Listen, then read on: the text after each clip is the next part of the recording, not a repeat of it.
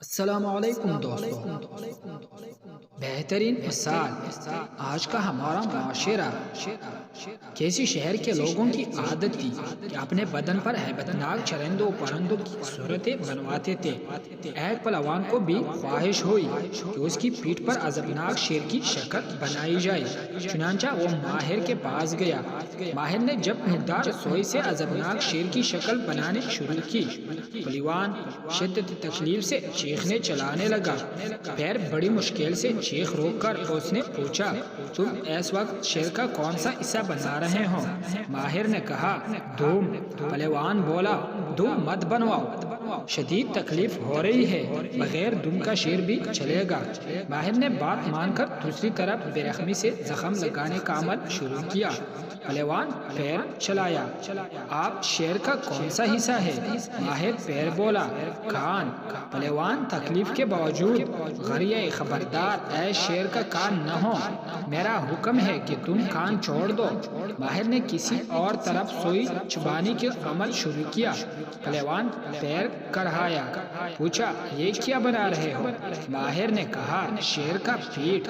پہلوان نحیف آواز میں گرجا، میرے جسم کا درد بڑھ رہا ہے، تم پیٹھ نہ بناؤ۔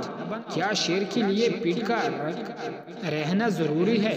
ماہر کی حیرت کی انتہا نہ رہی، وہ دیر تک دانتوں میں انگلیاں دبائے تعجب کرتا رہا۔ پھر بالآخر پیر پٹاخ کر اٹھا اور کہنے لگا، کیا دنیا میں کسی نے ایسا شیر بھی دیکھا ہے جس کا کان، دم اور پیٹھ نہ ہو؟